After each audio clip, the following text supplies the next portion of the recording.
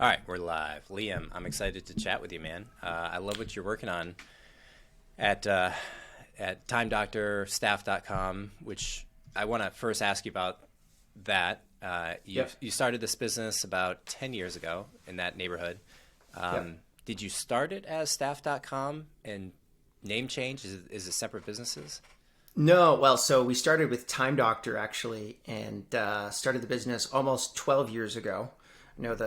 I think I actually set this time that we started the business on my LinkedIn and stuff when we started charging for it, but we spent about a year and a half in like free beta development before that. But we started right before actually we were going to go to a paid beta for Time Doctor. We were getting some interesting offers from a company called Odesk, which merged with another company called Elance and turned into Upwork, which probably a lot of your listeners recognize. And it was, Upwork is a two-sided marketplace for remote work. And we thought to ourselves, we could actually build our own two-sided marketplace for remote work because we have the time tracking infrastructure in Time Doctor that we've already built. So we actually ended up buying staff.com as a domain, which was incredibly expensive, and said, okay, well, we're going to start a long-term remote work platform. So not like gigs, but like long-term work relationships, somewhat like what you guys are doing right now, actually. But we did it 10 years ago and didn't end up working because of the unit economics and the churn that we had inside of that business model. So we were charging a percentage on a monthly rotation, and there was a lot of like secret churn that was happening inside of that business. So then about 4 or 5 years later, we shut that down, and then we pivoted into staff.com, which is an enterprise version of Time Doctor. Okay. And why Time Doctor? What does that name get after or reference? My business partner is a medical doctor, so that's why we called it Time Doctor. It's a doctor. It's a doctor for your time.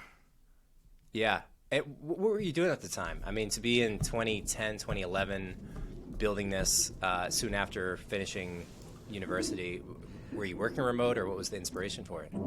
Yeah, I had another business, which is an online tutoring business. So right out of grad school, I started that, and it was relatively successful. But the big problem that I had was the ability to be able to measure how long a tutor worked with a student. So I'd bill a student for 10 hours, and then they say, I didn't work with my tutor for 10 hours, I worked with him for 5.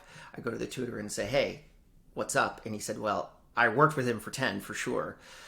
So I ended up having to refund the student for 5 hours and pay the tutor the full 10 hours. And that left me with a pretty huge red hole in my pocket on those transactions. That was really destroying the business. And I needed a tool that was like a third party, basically, source of truth to be able to say, yeah, this is actually what we did, and this is how long we worked on XYZ and that kind of stuff. Was that just pervasive lying from students, or was there some legitimacy to those claims?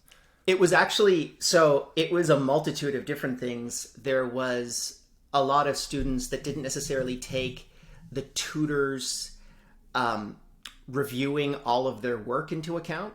Oh. So they're like, well, if we're not on a Skype call, then you're not working for me. And then some of it was lying, and some of it was lying on the student side, and some of it was lying on the tutor side. It was actually like a cornucopia of just problems. So, having a technology piece in there, and this was honestly like cutting profit margins by like 50% inside of the business. It completely destroyed the general success of that business. Yeah. And so your takeaway is that people need to be tracked with a third party in order to keep the integrity of the hours that they claim to have worked. And well, at least for that tutoring business, for sure. I wouldn't necessarily say that for all remote work, but like when you look at Upwork as an example, the way that I think all of these things got solved on the other side of it was when Fiverr came in. And maybe we can just talk about two-sided marketplaces in remote work because I'm really interested in them. When Fiverr jumped in and Mika started building Fiverr, his philosophy was like, forget about hourly. Let's just actually put like services up on the shelf like a grocery store. So it's like, oh, I want a website built. Well, here are our website packages that you can get. And you can just pick one off the shelf and consume it right? Whereas Upwork was really focused and by that being Elance and Odesk before they merged. It was really an hourly business. And so I think that the majority of the market for small term tasks really actually ended up flipping over to the Fiverr side. And Upwork then led in that direction or followed Fiverr, ironically. So now there's more gig tasks on Upwork than there are hourlies. And I think the hourly work is actually really transitioned to companies like you guys that are really looking for a long-term hiring work relationship to work with somebody over the long term. And yeah, it was just a really interesting way to kind of perceive the market. And what we recognized inside of our failed attempt was when you go to an Uber, you don't need like Mike, the Uber guy. You just need Uber. You don't care who that person is.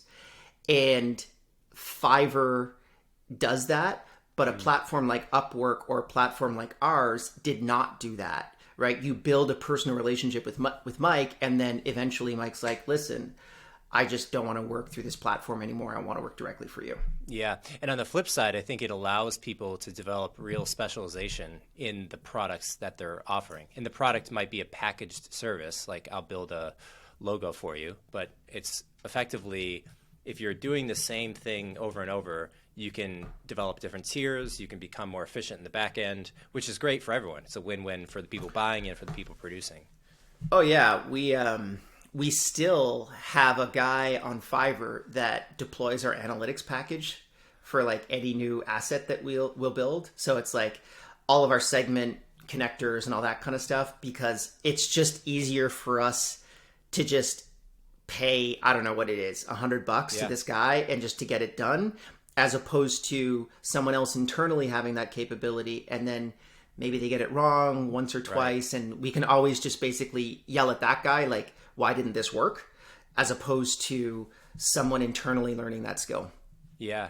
Yeah, it does make a lot more sense to go packaged, priced, like a product service, we'll call that, for Fiverr, for short-term tasks, and clearly defined, relatively clearly defined things. Although I'm constantly surprised at the sophistication and the like a collective palette that Fiverr offers. It seems like what I would have initially thought would be possible to offer packaged solutions like that, like 99 Designs really had that concept at first. Where they have a different spin on it, where people can bid by creating the different logos, but you're paying for the logo as opposed to paying a designer $30 an hour to design a logo, which makes a lot more sense, right?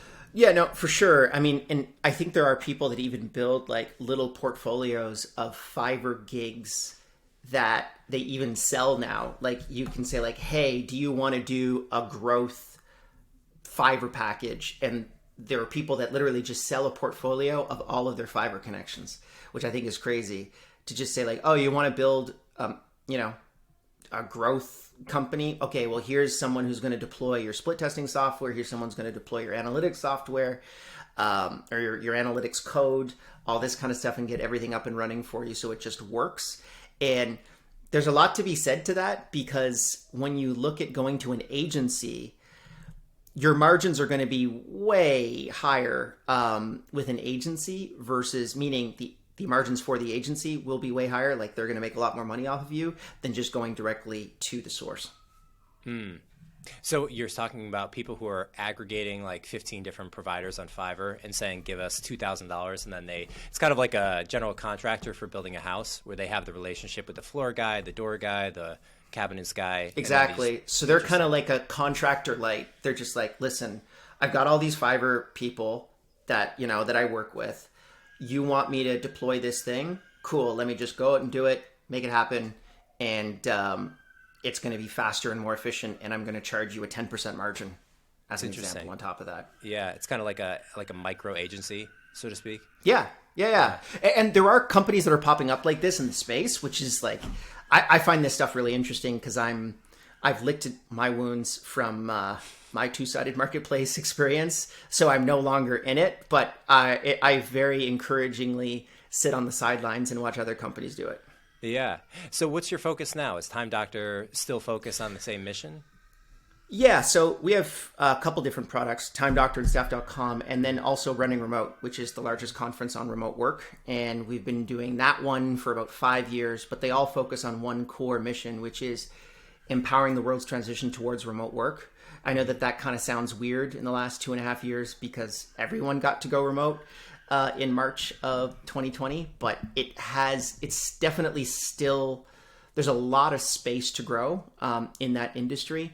And I honestly think we're just getting started. I think that probably within the next 10 years, you're going to see half the S&P 500 remote.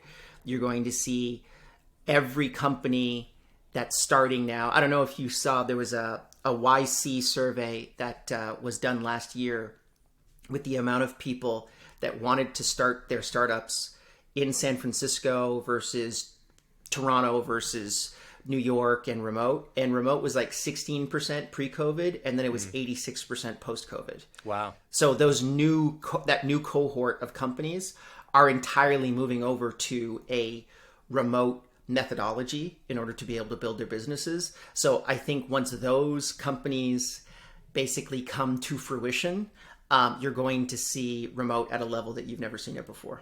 Do you think that this certainly is catalyzed by COVID? Do you think COVID was more or less a moment of inspiration for people to recognize the efficiency and the breadth of people that they could work with? The question really gets at how much would we expect to bounce back? You know, there's a lot of traditional, I think, of finance companies in New York that are like, okay, we'll go remote during COVID, but we really want to get back to our skyscraper in the city, which makes sense. They have all that sunk costs and investing into the building. Even large companies, regardless of their industry, might just have a strong preference for being in person. Do you see other correlations between what companies tend to want to lean in harder to remote versus bounce back? I do actually see an interesting correlation, and I'd love to run a formalized study on it, but this is just me kind of analyzing like 100 different companies. The higher your sunk cost on corporate leases, the more you want to go back to the office, which is like such a stupid accounting decision. It's like, oh yeah, we have $100 billion in corporate leases that are sitting on our P&L. Yeah, but do anyone want to, like, it would almost be like, okay, we have $100 million worth of Betamax on our, sitting on our balance sheet. Yeah, but no one wants to buy Betamaxes anymore. So why should we be forcing people to use Betamax, right? It's like a sunk cost fallacy. Absolutely. And I think that that's a big thing that's working into the space. But you're seeing the young upstarts that are recognizing that remote is really like a Model T moment versus a horse and buggy. And they're realizing that they can scale their ideas way faster. I mean, it's just like, I don't know how long you've been in tech, but I remember actually having to fire up our own servers versus doing AWS, right? When was that? It was just like, man, that was like 2008, 2007. Yeah, and so that was a nightmare. Yeah. That was like a complete nightmare. And like, good luck selling software to Manila if your server is in Toronto. Like, it's not going to happen, right? The load times are ridiculous, all this kind of stuff. So when you switch to that other model of, cloud computing, cloud servers, it's a complete game changer. Yeah, you actually are paying a little bit more, than if you fired it up yourself, but it's going to cost you $100 million worth of infrastructure to actually get your own AWS up and running. No one wants to do that. And so I see the same thing with remote work right now. It's just such a more efficient model to be able to scale labor. Where you could say, I want to hire 20 devs from, Brazil tomorrow. I can do that. You can do that on these platforms. Whereas before, you'd have to get them in office. You have to go through your HR process. You have to get an employer of record company to be able to make sure that you're not doing anything illegal in that particular country. You have to get legal involved. There's all of these barriers to entry. You have to actually deliver them equipment that's, secured on your side. Like, it's such a nightmare to be able to make all of that stuff happen. And with remote, it's just instantaneous. I know. And you can see how many companies now are getting funded and growing quickly that provide this infrastructure. What are other trends you may have seen that are sort of peripheral to this? Like, I'm thinking office spaces is one. So the number of corporate office spaces is going to be, what do we do with those as a society? Do they get repurposed? Do they get torn down? Do they sit there and decay? I mean, the data right now sits at about 30% of corporate office leases remaining empty, like this month, versus 4% pre-COVID. So wow, okay. There's definitely there's about a 25% underutilization in that market. And so who knows? Some of them are getting set up as co-working spaces. Some of them are getting set up as actual condos. But the interesting thing about that is the feedback loop is really problematic, because what's the shortest serious corporate lease that you can get? It's 5 years, right? So, and that's actually like, no one negotiates like Google's not negotiating a 5-year corporate lease. Google's negotiating 25-year corporate leases or 50-year corporate leases. Really? Oh yeah, absolutely. Because they can get such better terms. Like, they'll buy a piece of land and they'll recognize that they can lease it much cheaper than buying it. So they'll lease it. They'll build a whole bunch of buildings on top of that they still own. And then they'll have a big office building, as an example, that they work on. I know Shopify, who is from Canada, they had this really beautiful office that they bought, or they leased it. The reason why I know is I had an office up there and they kicked me out very lovingly. They were like, listen, we're buying up the entire floor, get out. But they actually gave us they gave us a fantastic package, even for the people that were subletting, which was awesome. But they were out of that space. They had grown out of that space within a year, and they had a 10-year lease on it. So it's still sitting there. Like, they're still paying for that lease. Yeah. And so your thought is that this will take longer than a couple of years. It could be 5 years, but that there will be attrition on the corporate leases or the corporate buildings, and that they're just not going to get renewed. But the actual feedback loop on that, like the lifetime value of those leases, is probably 15 years. So do they get out of them? Do they resell them somewhere else? It's really difficult to sell like boring corporate office space. Yeah. It's just not something that, like, that stuff doesn't change hands all that often. So who knows where it's going to go. And I also think it'll be interesting to see, like, probably actually a faster way of getting rid of that corporate leases would just be the turnover of companies, right? Like, those companies going out of business. Yeah. Again, I'm not an expert on corporate leases, but like, I do know that the length of those corporate leases are significant, and the spaces in, Toronto, New York, Chicago, San Francisco, they're empty, but someone's still paying for them. Yeah. So once that stops happening, that's when the real, like, tick tick boom will end up happening, and you're going to see a complete collapse of the corporate real estate market. Yeah, that's fascinating. And then I think the other effects of that would be commuting traffic has to be drastically decreased. I would imagine the hours that people spend in a car is down significantly. Purchases maybe of cars are down, because you can have one car instead of two per household if each person were previously commuting. It seems like mid to large companies, like 100 plus to thousands of companies, thousands of employees, have the surveys I've seen seem to be people prefer to be in an office for a couple days a week with optionality to be remote. Ideal work environment for an employee, not ideal for the company, because that creates this pseudo in-person remote, which to me seems like the trap that companies could fall into if they're like, hey, we're mostly in LA, but we have remote people elsewhere. Now you're kind of merging two different cultures of the in-person office culture, which a lot of creative conversations would happen, but then they're not communicated to the online Slack, Discord culture. And that... Yeah, you hit the nail on the head. That's called distance bias, coined by Joel Gascoigne from Buffer, who was one of the first guys that really kind of looked at this stuff.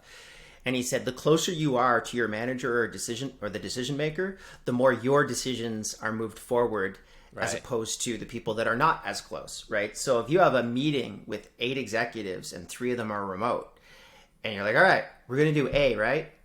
Yeah, everyone, we're going to do A. Cool. See you later. You click off of Zoom. And then those other executives are going to sit in that room afterwards, and it's an undocumented conversation, which is really one of the big problems with remote teams. It's that undocumented kind of quasi water cooler conversation, which is like, listen, Mike's an idiot. We all know that Mike's an idiot. We shouldn't be doing A. We should be doing B, right? And then the decision maker, the manager says, all right, we'll do B. And then the next morning, Mike wakes up, he checks out his Asana project management system or Monday.com or whatever, and he's like, why are we doing B? We all decided that we were going to do A. Oh, well, I changed my mind. Well, you know what? F you, I'm out of here. This is not the place for me. It just creates a second-class worker inside of that ecosystem. And so for people that are in hybrid work environments, the biggest thing that I can tell managers is protect yourself against distance bias. Make sure that you're giving your remote employees almost more attention than your on-premise ones, because those remote workers will end up leaving if they don't have their ideas adopted. Yeah. Yep. That feels spot on as the trap. So with this conference, what's your intention? Where is the conference today in terms of scale or what you've been able to work on so far? Yeah. So, I mean, it's interesting because 2019 is when we ran our last in-person conference, and we had about 750 people for that one. And that was the biggest conference on remote work, right? So 750 people, 2019. We were going to run our next conference in Austin, Texas in April of 2020, and everyone knows what happened in March of 2020. So we got fried. I lost about 250 grand on that one because it's the people that don't know how conferences work. All your accounts receivable effectively have to be in 90 days before you run your event. So you got to pay the caterer, you got to pay the venue, all that kind of stuff. But then they all got melted, right, during COVID. So good luck trying to get money out of someone that's, 90 cents on the dollar in debt on everything. Yeah, you're not a priority. You're not a priority, yeah. So that ended up all collapsing. We actually pivoted to remote, and it was kind of funny because we're called Running Remote, but we had never run a remote virtual conference before. And at that point, we just put the conference up for free because we thought that people should get this information as quickly as possible. And that ended up going really well. We had about 22,000 people that have come to those events over the last 2 years. And now we're going back to in-person, May 17th and 18th in Montreal, Canada, which is where I'm from. And it's interesting because we're seeing, sponsors have sold out completely. We have no more spots left for any of our sponsorship people. But attendees, it's still a challenge. And the reason is a lot of people are so scared of COVID. So, it's Really? coming back and trying to bring people back to that direction. Yeah, it's about 50-50 of the emails that I get, which is 50% are, well, there better not be any COVID passports or masks. Right. And then the other 50% are, I won't come unless there are masks and COVID passports. Wow. Right. So it's a really clear division between those two. And we just say, hey, we're following the government mandate, of what's happening. So whatever the government tells us to do, we're going to do. But it has been a difficult one. And I'm hopeful that we work this out over the next 6 to 12 months where we can get back to business as usual. But it's really a difficult one, and it's frustrating. It seems like it's just a matter of time before we get back to not having masks and not doing passports, right? If a year, 2, 3, 5, 10, 20, 100 years, if 50 years from now, we're still doing COVID passports, right? Do you feel like 50% of people do not want us to return to normalcy, and that they just kind of view this as I don't know. And it's difficult to be able to discuss this because I think it's unfortunately being cross-pollinated by politics. Yeah. So yeah. I'm looking at it from a scientifically based perspective and also an opportunity cost perspective, right? We all wear seatbelts because they save lives, right? We wear masks because it saves lives. What are you talking about? I wear a seatbelt because that annoying beeping sound goes off. That's true. but then when you actually think about it, it's like, well, have you run the numbers on that? I know that we're currently in the B1 Delta Omicron whatever version of COVID, and then when you look at the mortality rate is approximately the same as the flu, right? It's the same as influenza right now, and when you look at the data. And you say to yourself, okay, should we completely change our lives because there's a new form of the flu that kills the same amount of people as the flu? How is that different? Sometimes there's people that want to sell clicks and, want to get views and are just saying the sky is falling. I was actually one of those people at the very beginning of COVID because when you saw a 5% mortality rate versus the 0.2% that it currently is, 5% mortality rate was going to be 50 to 100 million dead. Yeah. We're currently probably at 5 to 10 million dead. The flu kills about 3 to 4 million per year globally. So, look at the numbers. That's my argument is how much risk do you want to work into your own personal life in order to be able to function in society? And then the government is obviously in a very difficult position because they've got on one side the group of people that will nail them to the wall if there's a lot of deaths. And then there's the other side of people that are going to nail them to the wall if the economy collapses. So you're kind of a screwed if you do and screwed if you don't situation. I would not want to be a politician right now. Yeah, no, I'm with you. Well, I also think that articulating that in the way that you did is so important, so people hopefully can start to resonate with at least understanding the other side's perspective. Because if you're just completely blind to and not willing to hear what the other side thinks, then you label the other people, you separate them, and there's a further kind of like consolidation of ideas on different sides, which it can't end well, Funnily enough, I actually am specifically labeling people at the conference. So we have like green, yellow, and red lanyards. Oh, I've seen green this done means at different conferences. Come up and lick me and kiss me as much as you want.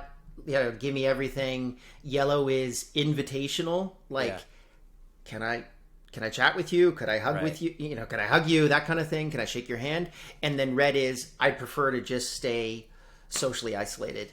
And so it'll be very interesting to see what the breakdown is for the conference. I think there is actually going to be an interesting selector bias inside of that because people that really don't want to come to the conference that would have taken a red tag will not come. So it's not the perfect breakdown, but it'll be interesting to see how many people choose green, yellow, and red. Can I flip it over depending on who's talking to me?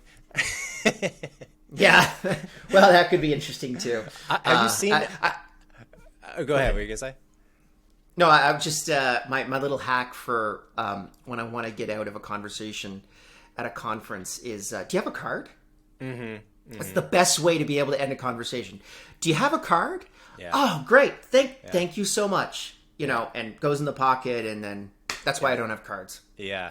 No, that's I fell for that trick many, many times. Yeah.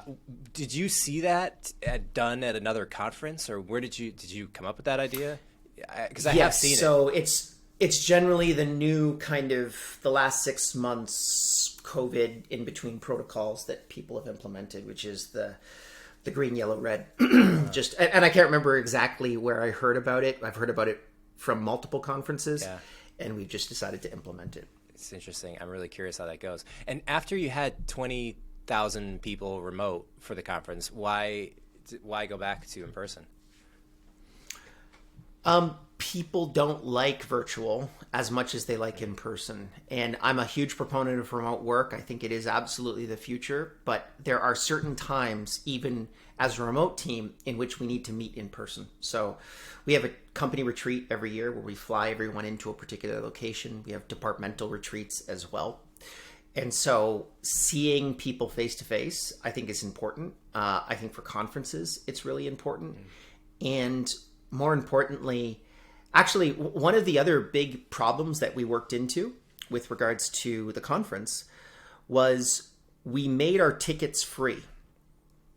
And with, 20,000 plus people coming to the conference, it was fantastic, right? Like, wow, this is a great group of people that are coming and attending and consuming the content.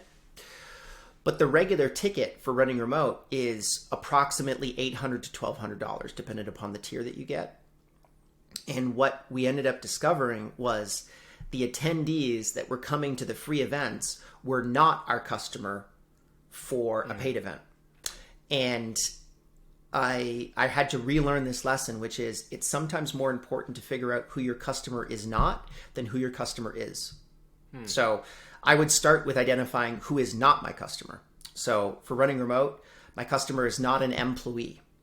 You cannot get a job at running remote. This is not a job fair. Our customer is not a digital nomad. We don't teach anything about, traveling from place to place, no credit card hacking, any of those types of talks. There's a ton of conferences on that subject. That's not us. We're specifically focused on building and scaling billion-dollar unicorns to deca unicorns and doing it in a remote way and figuring out the tactics and strategies to be able to execute on that. That's a very specific group of people. And then you can identify specifically who would fit towards that particular type of conference and just target them. So this would be like founders of mid-size funded companies? Founders and operators, actually, of anyone that has more than 10 employees. They generally tend to be tech founders, but we have people that like pour concrete. We have people that work for the central bank of the United States, right? The people that issue the currency, they're coming. Like just very interesting groups of people that are trying to figure out how do you actually execute on large scale remote work, which is what attaches to our mission. Helping the world transition towards remote work, we've recognized that the real people that we need to focus our energy on are the 10,000, 20,000, 100,000 seat organizations that don't really know how to do it effectively. And if we can just provide them that information, then, flipping one company that has 100,000 employees to remote is way more effective than talking to 10,000 companies that have, 100 employees. Right. And what do you feel like are the topics that most resonate, or the things that people who are running these companies are trying to get answers to? Are they, legal, tax, logistical, technical, HR? What would be a big talking point? Super interesting. So when I speak to any company that's more than 10,000 people, it's almost entirely their legal team that's talking. Because the reality is that, and I talk about this as like the bureaucracy of remote work, the pragmatics of remote work. Almost everyone right now that's currently working remotely is probably doing it illegally. And I'll unpack that. I've been working remotely for 15 plus years, and we have team members in 43 different countries all over the world. We do have subsidiaries for some of our companies, or some of our countries that have a large segment of employees in. But if you have one or two employees, we're effectively hiring those people on as contractors. Do you know the legal situation in Nigeria, as an example, that defines a contractor versus an employee? I don't. But it's very difficult to be able to actually figure out all of those problems. That's why I think EORs that have popped up during the pandemic recently have been such a fantastic part of that boring bureaucracy of remote work, because they'll provide you the legal infrastructure. Effectively, the employee is hired by an EOR as opposed to directly through you. And then you just gain all the advantage of the IP, the hours, and all that kind of stuff for the employee. But then the EOR makes sure that you are legal in that particular jurisdiction. Those are perfect examples of like super boring stuff that happens in remote work.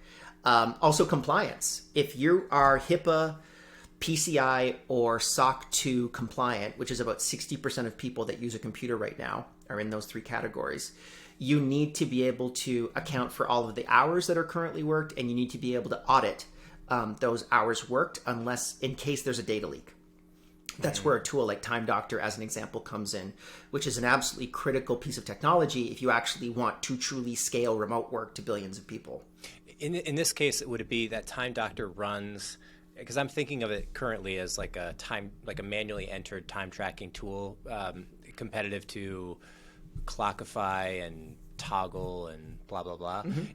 Is when you reference HIPAA, SOC 2, like the payment compliance certifications in the U.S., is that a piece of software that has to run behind the scenes to like record what a user does? So it does, and we don't necessarily do that, but it can.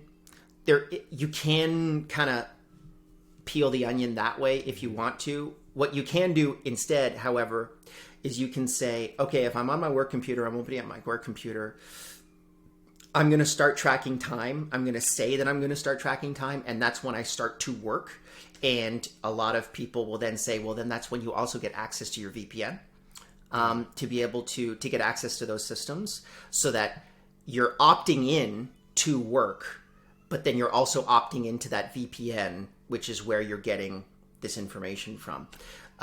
Again, like super boring stuff, but like absolutely critical if you want to have billions of people working remotely versus, tech bros. And I am one of them, right? Yeah. But the critique that the tech bros will give you is, well, you need to, the autonomy of the individual is absolutely critical. And I completely agree with you, but we have a philosophy internally called radical transparency. So everyone in the company gets to see what everyone else is doing. Right now, I have like meeting with Mike under the podcast task, and anyone in the company can see what I'm doing on Time Doctor in comparison to everyone else. So that kind of removes a lot of the big brother perception because I'm on the same level as everyone else.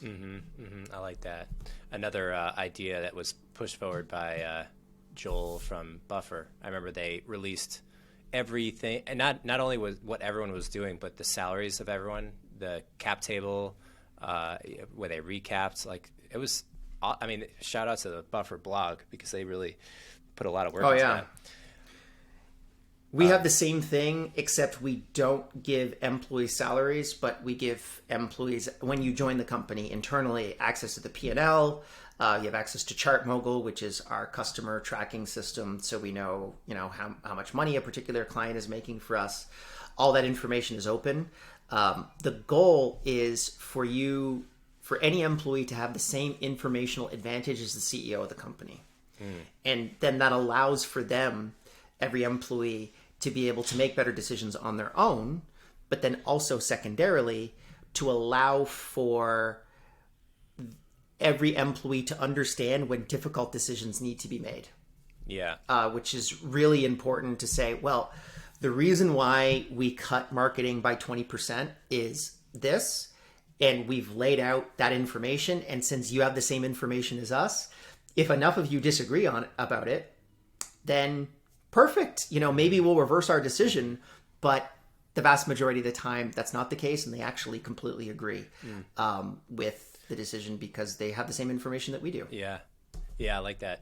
One thing I think about too as we transition, we as a global society, into remote work, is that I'm falling bias to this idea that this is the way it is, and in the future it'll look relatively similar. We'll be on Slack, we'll be on video calls, Zoom, Dialpad, we'll be tracking things in Monday or Trello or whatever. But it seems like this is just such a large shift that it just affects affects almost everything in a big way, whether it's your local retail shops, to real estate, to mortgages, to cars, transportation, gas, fuel, trading, international law, like crypto obviously plays a big role in this.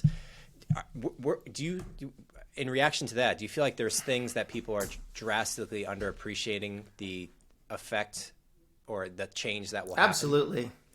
So I've written a book with HarperCollins over the last year and a half, which I'm going to have coming out in the next couple months, about the one difference that remote pioneers had, people that were remote before the pandemic, in comparison to the pandemic panickers that have switched out. And in that book, one of the first quotes that I have is from Mark Andreessen from Andreessen and Horowitz. And Mark said, remote work is possibly the most influential thing to happen to our world since the internet. And it will completely transform everything connected to our economy, the way that we socialize with people, politics, international, communities. You had Rome, you had Constantinople, you had Firenze, you had London, you had Berlin, you had New York, you had San Francisco. I mean, what's the next hub? The world. It's digital. Yeah. It's digital, right? So like there is no more hub. It's that connection of ties is going to be the podcast that you're listening to right now, the people that you're interacting with. That's where you're going to get your next job. That's where you're going to build your career, is this digital infrastructure.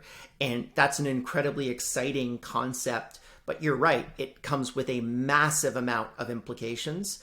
Hundreds of trillions of dollars are going to move from one place of the economy to the other within the next couple years. I mean, that's already happened in the last couple years, but I think actually we're going to see the larger scale implications of that. Even just the ability to be able to like drive a car. I mean, if all of a sudden the demand for cars go down by 50%, yeah, and the cars it's going to change a lot of stuff in the economy. And if the cars drive themselves, it's like absolutely. Yeah. I am waiting for the day. I haven't bought a Tesla yet, but I am waiting for the day when I can just get in my car, say, take me to my mother's house, which is a 4-hour drive from here, and then I can just chill. Yeah, I think that is going to completely close. Change work. I think it's less. Yeah, less I mean, than 2 years. It's exciting to be able to see where they currently are right now, but once that happens, I mean, cars cease to become a consumer product and they immediately switch over to a utility. I don't really care how what I get there in now, as long as whether I own it or I rent it, right? It's just take me there. Yeah. Yeah. And it feels like similar to the Renaissance, when you have this consolidation of really energetic and smart people, then there's an explosion of creativity and value creation. And when that's layered on top of the entire world, it's obvious kindling wood for a huge fire. I also feel that there's a sense of being overwhelmed by opportunity that I've never felt before, where I talk to people and I experience this. It's like you can build. I mean, what can you not build? You can connect with anyone immediately, right? Some people you need an intro to, but you could all do it from your computer. People don't expect you to travel around to raise money anymore. Like I raised $25 million in my last company, and we were traveling around to San Francisco, LA, went to San Diego. We had to be in person. That was the expectation. Now you don't, and people don't expect you to be. And VC firms are distributed as well. So it's like you can think of any. It's like you're limited by your imagination, and that is just. It's like what do you do? What if you?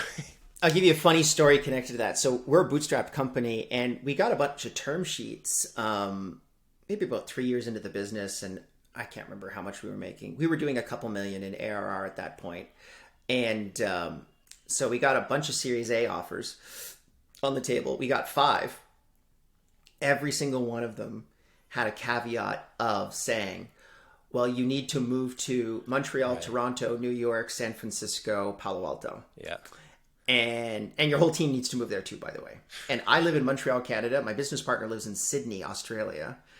And not only that, we said, well, our mission is to empower the world's transition towards remote work. Why do you think that we should put everyone in one place? And their answer was, we're VCs. We know what we're doing. Just trust us. Yeah. Well, has the world changed in the last 2 years? I mean, it's funny because a guy that we ended up saying no to all of that. We just said, these guys are just not the right fit for us because they don't understand what we're really trying to do here.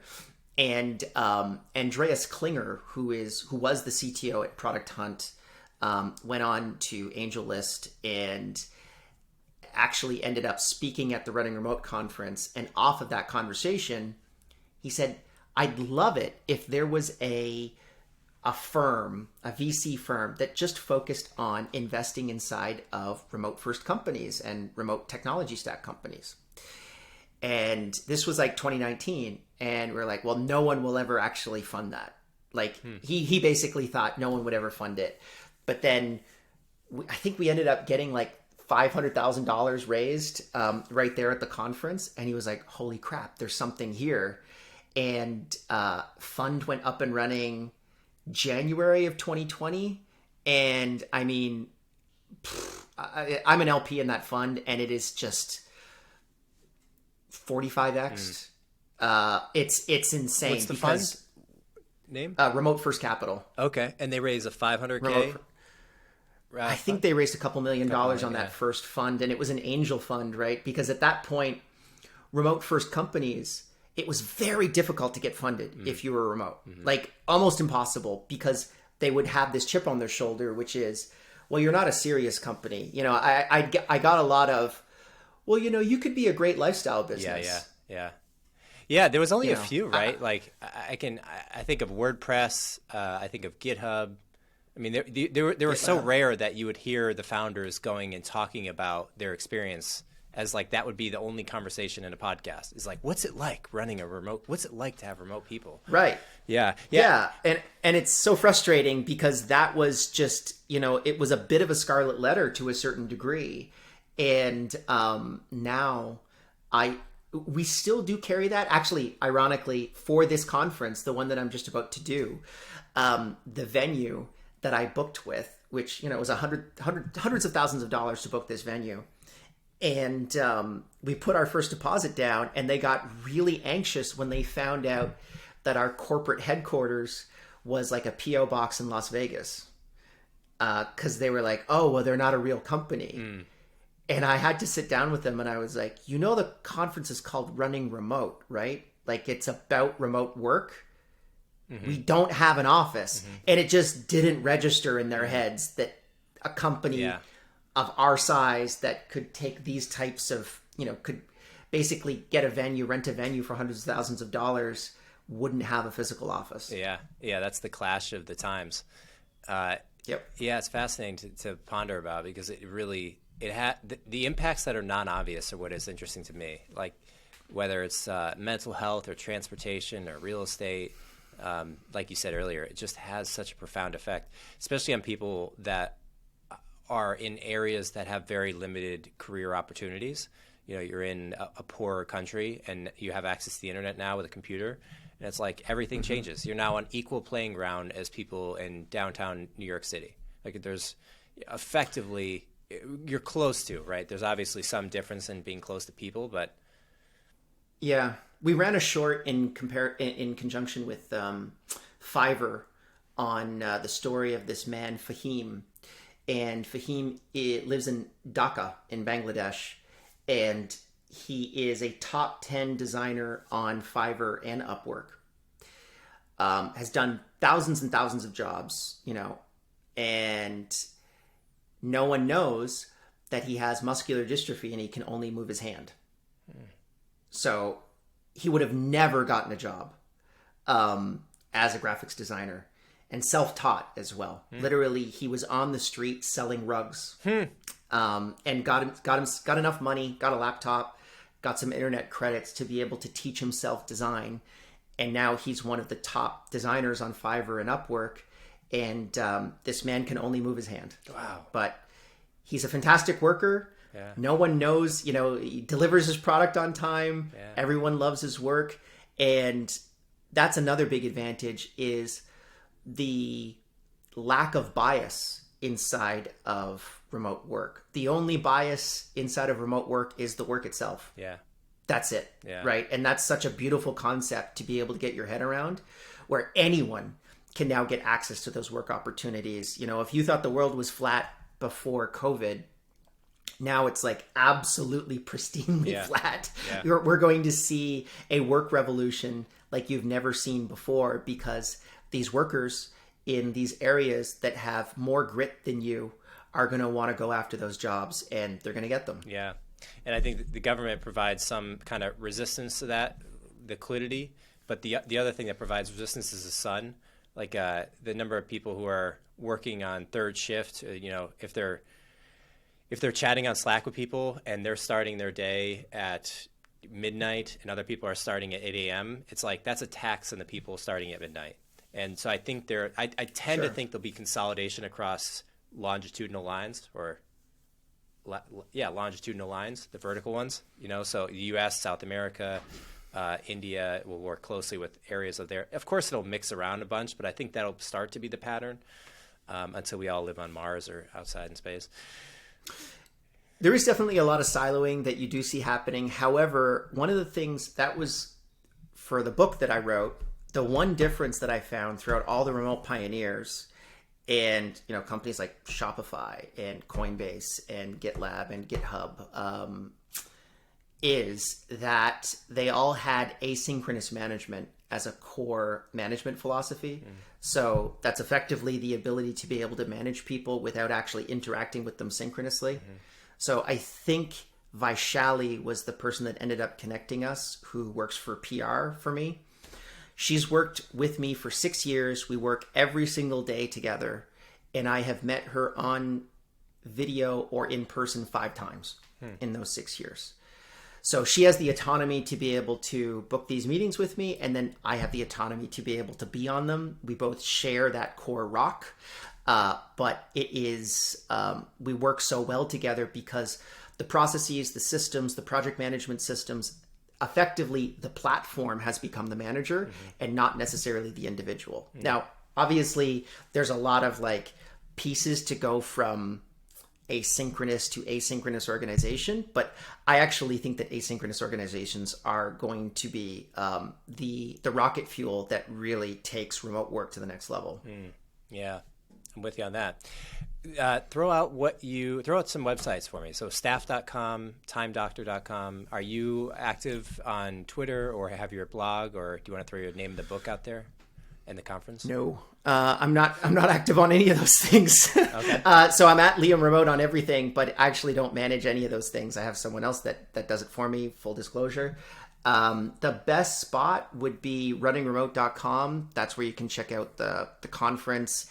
And then if people want to get in touch with me, I'm really liking YouTube right now. So youtube.com/runningremote. All of our talks that we do at Running Remote are up there for free. So if you can't afford a ticket to the conference, or you can't afford the book that I'm going to write, as an example, and have in August, the YouTube channel is a free resource for everybody to kind of connect there. I also love TikTok, by the way. Yeah. I don't know if you've been on TikTok, but I have. I got stuck in their algorithm, and I can't get out.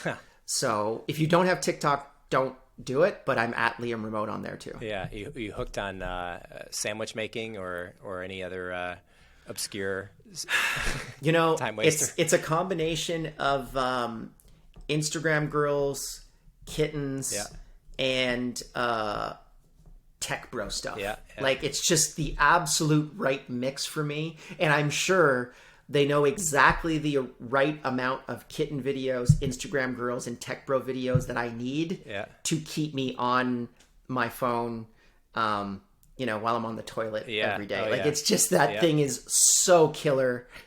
And I've been thinking a lot about just the AIs. Really, I'm almost at a point now where I think that these AIs need to be controlled or banned to a degree. I don't know if, even 5 years ago, Facebook, Instagram, TikTok, there was no algorithmic feed.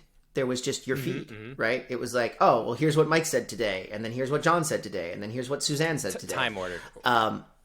Yeah, right? And I know that actually Twitter just did that, where you can choose your algorithmic view or not.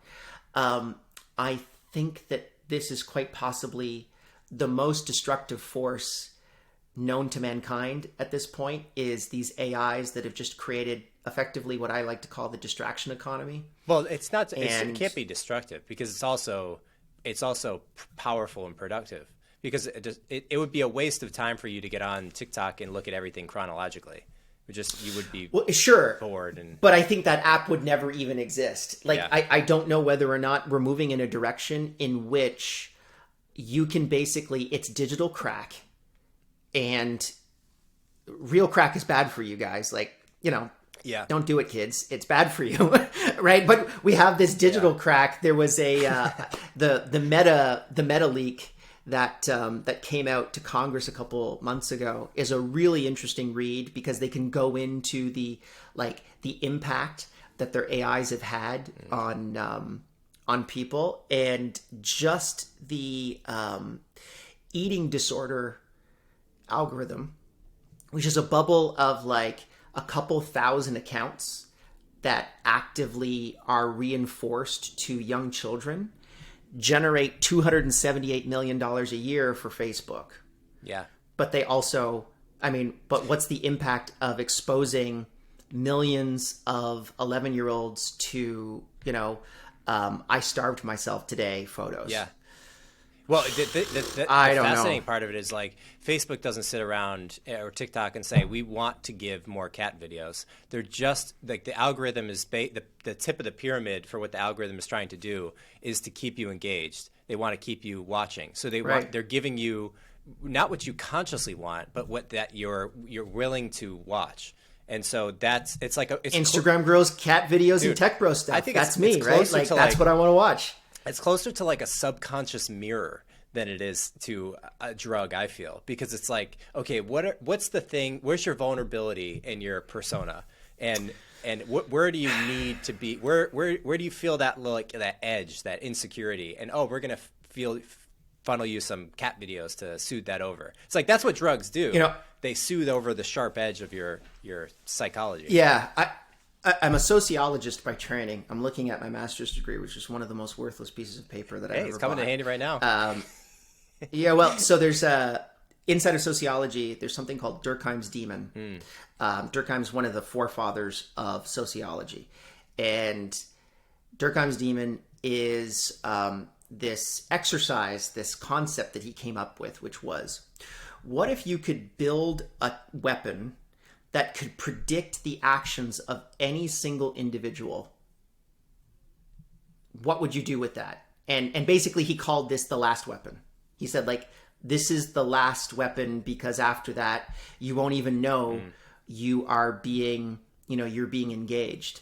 And I think we're close to that with a lot of the social media companies that are implementing. Even when you look at Palantir, right? Like, Palantir is such a fantastic tool, but it's used for what I would consider really, it has very evil consequences that come off of it. So I am concerned about the long-term success of artificial intelligence. And I think if we really thought about this deeply, the genie could theoretically be stuffed back inside the bottle, which is the banning of algorithmic social media, just as one example. Yes, your life would get a lot more difficult. You wouldn't be able to figure out exactly what one person was doing or another person was doing. But even with YouTube right now, I've seen that slow transition from I subscribe to someone and I want to watch what they're doing. I now subscribe to someone, I maybe watch 2 or 3 of their videos, and then they disappear for 6 months. But then when there's an algorithm, when there's a viral video that pops back up, I get more of those videos that pop back into my feed. Right. Or you see similar videos to the one that you watched. Exactly. So I think it's just a really, it's a very difficult direction to go, where you're trying to optimize someone towards engagement and what I would consider distraction, to be honest with you. So do we end up going down that route as a society? It looks like we're doing it right now, but even the EU, I never thought as a marketer that I would see the right to be forgotten throughout the EU. And now we all need to be compliant for that. That's the new rule. So I have hope in humanity that we can actually go after these types of technologies and at least control them. There's no barrier whatsoever on what I can do to be able to control the decisions that someone makes, and the impact that I can make into their decision making. It's almost like it really is. It's not almost like, it's literally evolution of consciousness happening. And to stuff it back in the bottle, I think just suppresses that development in some country or some, on some platform. But the concept of feeding people more and more of what they deeply want to see or will watch, that can't not happen. I mean, we can ban the internet. I mean, but even then, like, it would pop up in 20 years if we ever decided to do that. And then I think about it as less of controlling AI, and more preventing it from destroying us. It's like when we build cities are technology.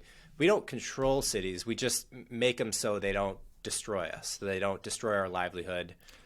And there's something about preservation of mind. Someone told me this about AI, which kind of scared the living daylights out of me, which is he believed that human beings are the bootloader for AI. Yeah. Elon, I think, said that. So like okay. Well, it's like the BIOS, right? Yeah. It's just like, boom, we're going to actually boot up into this next evolution.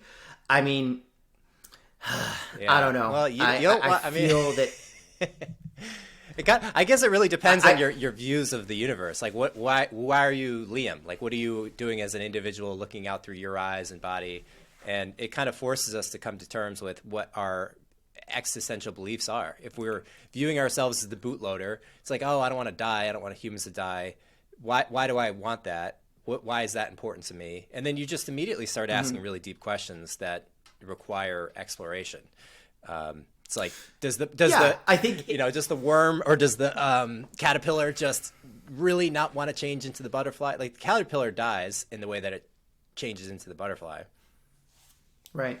I think it's one of those things that the critical part for me is the caterpillar and the butterfly the same being? Or is it something else? Is it a different type of... Are we switching from humans to the Borg? I mean... I don't really like I don't think I would like to live like the Borg. But, I apologize, by the way, for the Star Trek reference. I love Star Trek. I am a nerd, however. Okay, cool. So getting that transition, is that something, or would it be a much more positive version of AI, like I know Kung Fu Matrix-esque type of environment where everyone has their individual autonomy, but they get to exist inside of this virtual world, and you are both mechanical and organic at the same time. Well, doesn't it have to would be the variable for like creativity would be a big piece for me, and autonomy. So that's the big piece that I think would be important for me to be able to hold on to.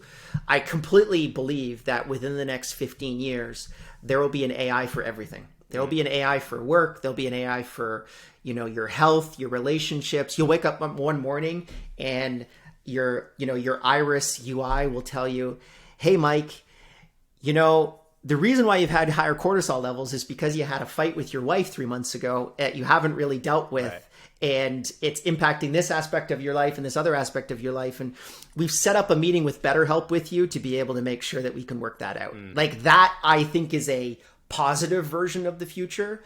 The more negative version of the future is evolving the shadow that you mentioned, right? The shadow version of ourselves. The part that probably people don't want to necessarily share with others, which is, I have an eating disorder because I have, bad mental health issues that I need to be able to deal with in some other way. That's the stuff that I get really scared at right now. And I have a 20-month-year-old daughter. And me too. I have a 20-month-old son. Oh, perfect. So I don't know about you, but for me, I would not want my daughter to be on any forms of social media. I actually made a big mistake, and I gave her access to my iPad for about a month. And this kid was absolutely addicted and would scream and yell and want that iPad back. And I did do a lot of research on, exposing children to screens. And a lot of the best research says, do not expose them to screens before the age of 2 at all.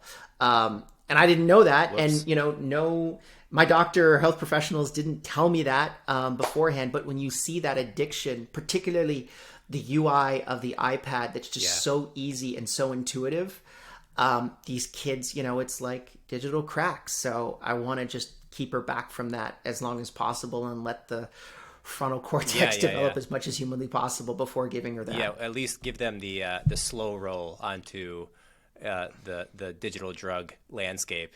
Throwing the iPad is that's the heroin. I feel like especially for kids because it's so big. Like if you give them some basic TV, like Soundscape TV, or you give them Animal Planet, you can slowly onboard people onto that experience. But you're right, you want to get a kid hooked instantly. iPad and Cocoa Melon, 20 minutes. Goodbye. Yeah. Goodbye, kid. Like now that kid is just, the big thing that she knows is Cocoa. Cocoa. That's what she's asking for in the morning. And so we had to go cold turkey and pull the plug to the point in which we now have banned devices from her view. So I only work in the office here. All of my devices stay here because we just know the detrimental negative effects that it's going to have on her long term. Yeah. And some of them are really problematic. And I think to myself, but yet I'm exposing myself to that same damage, right? Every single day. Yeah. Like I just told you I'm addicted to TikTok and I suggested that you come check me out because I'm so addicted to these platforms. They've been able to co-opt my mind.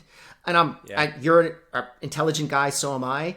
They've sucked us in completely. Yeah, it's like we're drinking on the back porch and smoking on the back porch and telling our kids not to. I think the one thing I've gotten as just a mental model of introduction to very stimulating things is to do it gradually. Like I grew up in a household that was quite Italian. And so alcohol was just around, but people would drink wine. I would have sips of wine when I was really young. And it just was something I was more comfortable with. And that really, really helped, I think, me not fall into the trap of like, okay, I'm 21 or I'm at a party. Let's get slammed. And then, you see absolutely. That all the time. So my wife's Quebecois, French Canadian, so we have that same type of culture where Canadians do it better.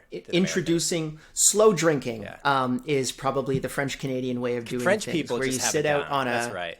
French people know how to live. Yeah, it's just like, listen, you can give a 10-year-old a little bit of wine, even though it's not, you shouldn't be doing it, but this allows them to be able to manage that drug so that the drug doesn't end up managing them. Yeah. And that's the big thing that we need to be able to navigate with social media or all the algorithms that are currently popping up. It's just a very scary future because I think that these technologies can grab onto you so much faster than they did when we were growing up, right? I mean, the biggest thing that I had to deal with was I think we got connected to the internet when I was like 9. And it was epic, right? It was like a 14.4 baud modem. Yeah, exactly. It was like ton of fun. It would take me like 3 minutes to download a photo. But that was manageable, right? Like that wasn't, the system wasn't dominating me. I was in control of it. I would say right now, definitely with some of these algorithms, I am not the one in control. Yeah. Right. Like if I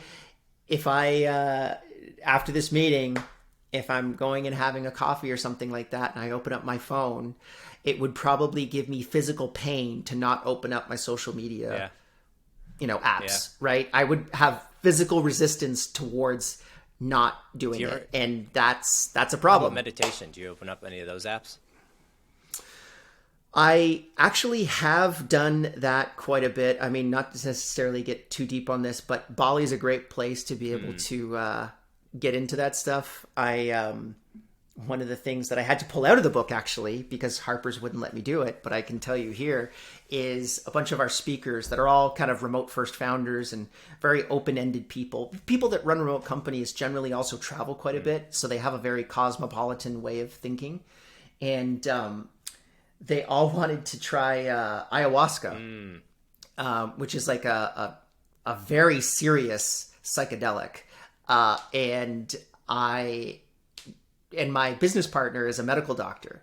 So they were like, oh, well, Rob's here. He's a medical doctor. Like, we're going to be good, right? And I was like, no, I'm responsible for your safety while you're here in a third world country. By the way, Indonesia has Execution Island for drug offenses. Really like, rough. it is very serious. Now, I don't really pay attention to that stuff in Bali, but like, I wouldn't do drugs anywhere where there's Execution Island.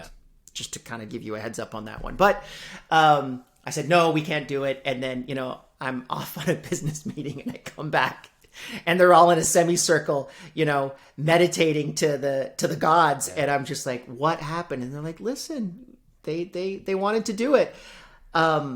Opening yourself up to those types of things, I think, is probably a good thing to do. I remember reading the biography of Steve Jobs, and he got a lot of value out of psychedelics. So again, I'm not suggesting that you do that.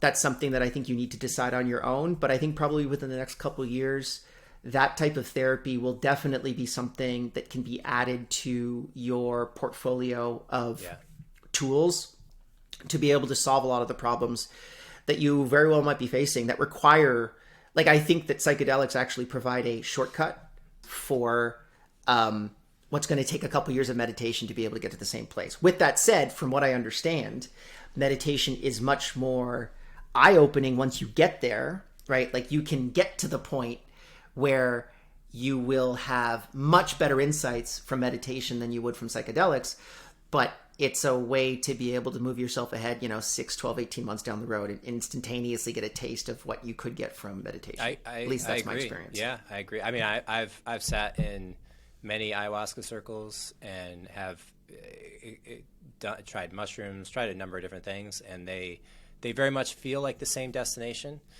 Different pathways there, like different rides on the roller coaster, so to speak. But they're certainly a different endpoint than a drug to cover up something. They're more like a drug to uncover something that we're constantly always covering up in real life. And I think they're one of the. I think, talking about big macro trends that will change the next 5, 10 plus years, like, that's going to be one of them. I live in Oregon, which in the U.S. is the state that's ahead of everyone else in terms of legalizing psilocybin, which is the psychedelic compound in magic mushrooms, and MDMA and ketamine and a bunch of others. And all the government regulated, sanctioned research that's happening is justifying people's experiences, which to me is no surprise, but we have to have that level of objective oversight to validate to people, to change the reputation, to make it so that book, publisher didn't have to pull you out for referencing it. It's like, this can be not only a taboo thing, but an encouraged thing in the right pathway, like doing it in a way that's sacred is the word that I think you get at, because it's the most powerful experience of my life, and it was one of the very few things that people in the West will call sacred, with the true meaning of it, right? Because what else do we call sacred? Something you hold at the highest value, and for a lot of people, it's potentially a much better pathway than certainly opioids, depression. I mean, I think there's a lot there. So, yeah, I have and I'll leave you this one last story. My business partner is like a burner from way back. He did it 7 times, but from the early 90s, I think. He started like way early, and I was at South by Southwest, as a lot of tech bros end up going to there, to that conference, and we got in the back of this kind of we got in the back of the Happiness Bus by Tony Hsieh. Oh yeah.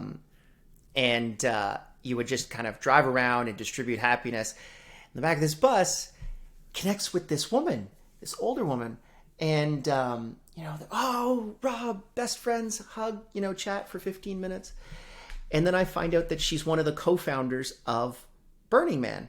And maybe I'll leave the specific person out, but she was telling me about how she would, at Burning Man, take DMT and get into deprivation tanks and really kind of confront the her subconscious, which presented to her as a demon, and tried to figure out why that demon was there, and she said it is one of the most impactful things that she does every year. I mean, I think we need to start to look at these things as medicine, and to a degree like medical procedures, as opposed to, and that's probably actually, I think, the best way to be able to move forward, because sacred is religious and magical, whereas medical procedures are sanctioned and controlled, and not necessarily something that you could lose yourself. I think it's in. the before and after. I don't think you can. I think you're right. Okay. I think if you try to describe it as being sacred before the experience, there's that apprehension, that resistance to like, I don't trust it, right? Because religion is a bunch of lies and is very tainted, and there's reluctance. Well, and even if you're part of another religion, you might be reluctant to be able. If you're a pious Muslim, as an example, well, no, I don't want to take this other thing because that's not inside of the Quran. Yeah. So moving away from that terminology may actually open it up to a lot more people. Yeah, and medicine is a great word. And the nice thing is you don't need a label, really. It's just, that's the reality of it. Bali, man. Bali's the best place for that kind of stuff. You want to go to Ubud, which is a great little town in the middle of the island. Don't go to Canggu. Canggu, I know everyone will go there, but that's the place that is just too busy and loud and angry. Go to the jungle, chill, hang out at a couple co-working spaces, and you'll have some fantastic experiences that will probably make you a much better person. Love it, man. Thanks for hopping on today. This is such an awesome conversation, Liam. I really enjoyed it. And congrats on a lot of progress. It totally went off the rails, but I enjoyed the conversation regardless. No, it was great. All right, take care, man. Thank you.